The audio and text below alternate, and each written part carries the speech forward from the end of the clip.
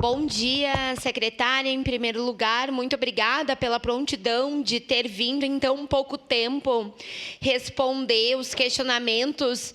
Eu acho que é muito importante, é muito salutar quando a gente está disposto a tratar sobre cultura, porque a gente sabe da importância que ela tem para a transformação social, mas também para a economia, e é importante que a gente cite isso, que todo o investimento realizado na cultura, ele reverte financeiramente de maneira muito positiva, e isso é algo que a gente precisa sempre trabalhar na nossa sociedade, porque ainda enfrentamos a ideia de que cultura é um gasto, quando, na verdade, além de um investimento social, também é um investimento econômico. Você apresenta o valor de 0,88% do orçamento do nosso município, mas isso está relacionado ao orçamento direto. Se a gente pega o orçamento total do município, a gente chega no valor de 0,58%. Mas eu acho que é importante que eu trago... Vou virar para que a gente consiga ver, que fica bem claro a linha que desce drasticamente dos investimentos de cultura. Em 2003, a gente tinha, na gestão do Pepe Vargas, 2,7 sendo aportado. Em 2015, na gestão do Alceu Barbosa Velho, a gente tinha 2,6. Na gestão do Daniel Guerra, que por muitos é dito como o pior prefeito dessa cidade, a gente tinha 1,60 e agora a gente chega a 0,88.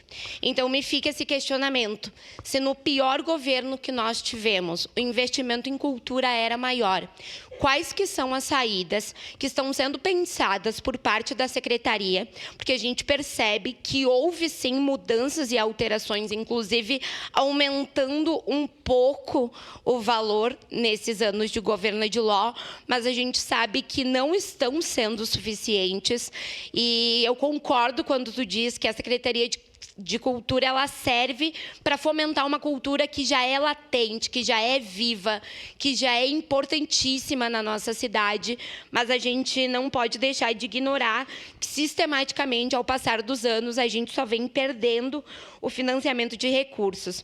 Eu quero aproveitar também para falar de um espaço muito importante que nós temos na cidade, que é a Afluência Casa Hip Hop. Ela já existe em Caxias do Sul há 7 anos, só que há 7 anos ela ainda enfrenta as mesmas dificuldades, que é a insegurança de saber se os seus projetos vão conseguir ter continuidade ou não.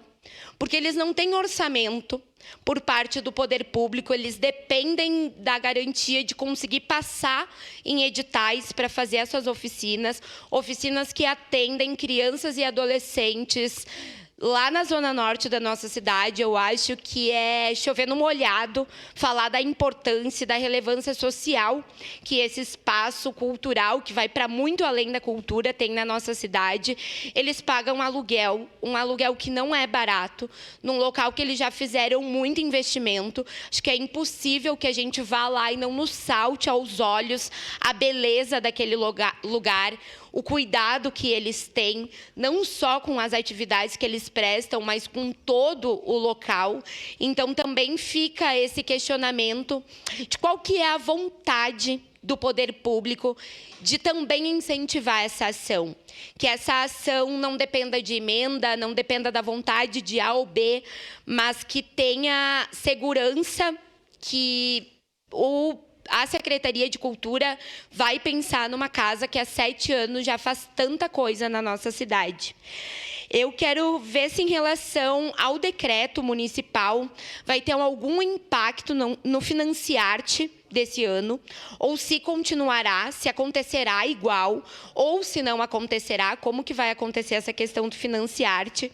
E, para finalizar, eu quero reforçar a questão da necessidade, da importância de reforma No Ordovás, a gente sabe que são cerca de 300 pessoas que frequentam aquele lugar por final de semana. É um local muito utilizado da nossa cidade, mas que ainda não conta com o PPCI, que ainda não conta com acessibilidade, principalmente nos banheiros. Então, é muito grave que a gente diga que uma pessoa cadeirante pode utilizar, para concluir, senhor presidente, pode utilizar aquele espaço, mas não poderá ir no banheiro. Então, também deixar frisado essa questão da importância dessa reforma. Muito obrigada.